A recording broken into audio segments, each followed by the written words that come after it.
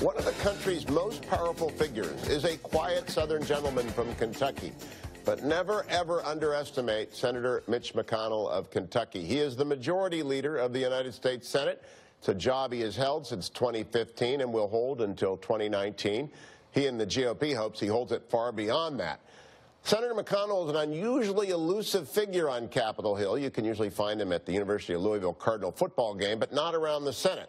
He's a master of the Senate, but not very accessible to the press that roams the corridors outside of the Senate. I, however, managed to catch up with him this week after days of huge headlines involving indictments, terrorism, some very significant votes on judges. Leader Mitch McConnell sitting down with me. I appreciate it. Glad to be with you. Big news week, and obviously we have to begin with the trauma in New York. The worst terrorist attack in America in New York since 9/11. Is it time to be talking about immigration reform, or should we wait a while? Well, the president's been talking about improving our vetting for some time. And, you know, you got to look at a guy like this and say, how do you get here in the first place? And so I do think it's worth taking a look at.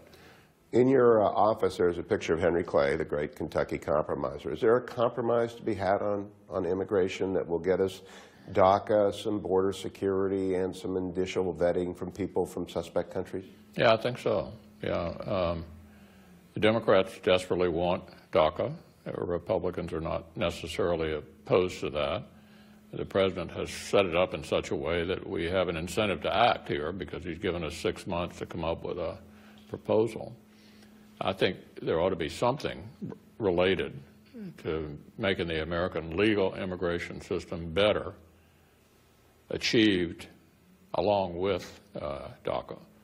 It could be border security, it could be ending chain migration, it could be the diversity quotas, but something that tangibly improves the legal immigration system in this country, I think ought to be attached to DACA. This is also a week of indictments, and there are two views about Mr. Mueller. Some want legislation to restrain his power and limit his reach.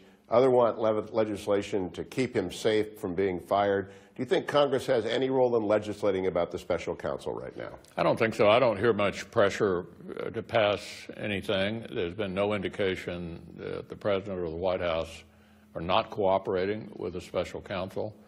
I think the view up here is let him do his.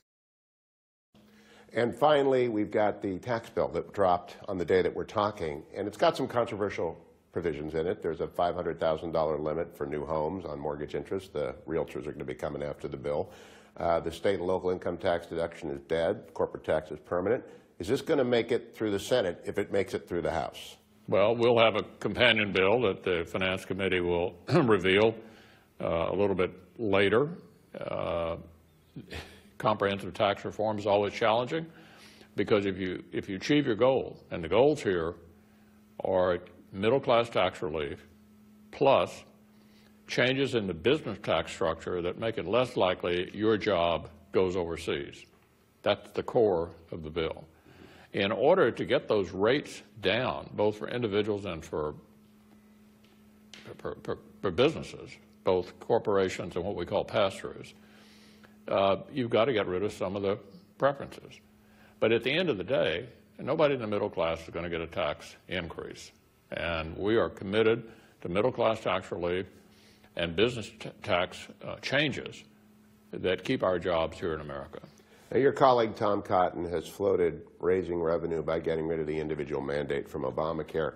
President tweeted out this week he likes that idea. Kevin Brady told me on my radio show that's a non-starter, not going to happen.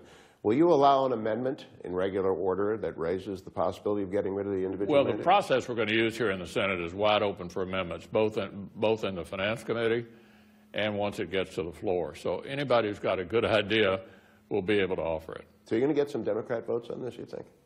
You know, my guess is once we've demonstrated we have 50 votes and could pass it without them, that we might get a few Democrats. I want to talk about Senate dysfunction. I spoke to the Speaker 2 weeks ago here, and he held up a nice list of the hundreds of bills he sent over to you, and he complained that the Senate didn't get it done.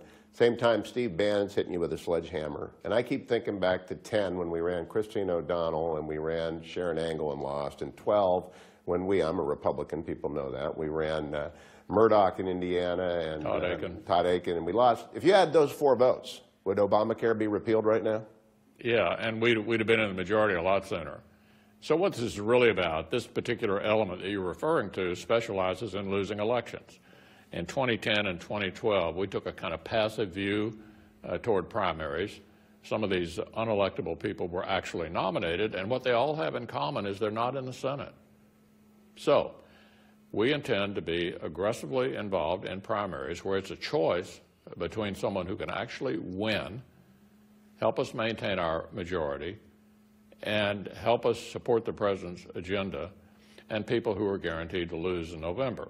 So, yeah, there'll be some skirmishes, but in 14 and 16, we decided the business model was flawed, and we needed to actually get involved in primaries on behalf of candidates who could win in November, and we took the majority, and we held it in 2016, and that's the policy we'll pursue in 18. The Steve Bannon attacks, is there a personal vendetta involved here? Because I just don't get it. You got Neil Gorsuch on the Supreme Court. I'm quick to remind people that but for no hearings, no votes, we would have lost the Supreme Court to a liberal majority for as long as I'm going to be practicing law, which I hope is a couple more decades. Why does Steve Bannon want Mitch McConnell to be his opponent in these things? I don't know. You'd have to ask him. But look, this is about winning elections. And the only way you make policy is you win elections. I always remind people, the people that lose go into another line of work. The people that win come here and make policy. So that's what this is about. And also the whining about the Senate. The Senate's in the personnel business. The House is not. There were 1,200 executive branch appointments subject to confirmation in the Senate. I not only didn't allow the Supreme Court vacancy to be filled during the last year of Barack Obama, I also didn't allow a lot of other federal judgeships to be filled. So when President Trump got elected and we held our majority, we have the largest number of federal judicial vacancies to be filled since the early 1950s. And the president is sending up spectacular nominees. Barack Obama, when he had 60 Democrats in the Senate, got 3 circuit judges in his first year. We did 4 the week you and I are talking. We had already done 4, that's 8, and we'll do more before the end of the year. In conjunction with the president and his spectacular White House counsel, Don McGahn, we are making permanent, long-lasting changes to the federal judiciary. Now, judges float my boat. You're probably not going to find another interlocutor who wants to go so deep into the weeds, so pardon me for going deep into the weeds. I'm of the opinion if we lose the majority, we being Republicans, that Democrats will not confirm 1 judge for the next 2 years as payback. Right. Am I correct? Yeah. And that will not be legitimate, but they will go there if we lose the majority. So the people who are running kamikaze candidates have to realize they're giving up the federal judiciary and Supreme Court vacancies. Precisely. And so these 21 federal circuit court vacancies that were inherited are almost as important as the Supreme Court. Are you satisfied that the White House is moving fast enough? Because while there are 21 vacancies, there have only been 14 nominees, only 11 with their paperwork done. He confirmed 8. You'll get the other 3 done, but we still got another 10 nominees to come up to you. Yeah, I am convinced they're moving fast enough. It takes a while to do the vetting and to get them in the pipeline. And now the pipeline is beginning to fill up. And we're not going to be a bottleneck up here in the Senate. As you've noticed, as soon as a circuit judge comes out of committee, I call them up. I'm in charge of the schedule. I got to choose what to bring up. Confirmation of circuit court judges is my top priority. As they come out of the committee, they will be called up. The blue slip I've written about in the Washington Post, and I've heard you say in the Rose Garden that you do not approve of the blue slip, but other senators have different points of view. Why do you personally oppose the blue slip? Yeah, let's talk about circuit judges. Yeah, that's what it's limited to that. Yeah, I think the blue slip for circuit court judges ought to be simply a notification of how you're going to vote. Now, it's been honored in the breach for 100 years. Sometimes it's been treated as a veto, sometimes it isn't. For your viewers here, the blue slip is if somebody's nominated from your state, you get this blue slip from the Judiciary Committee to say whether you approve or disapprove. At the district court level, I'm perfectly content with senators, regardless of party, still having considerable sway. But at the circuit court level, this administration and every other administration I can remember, both parties have felt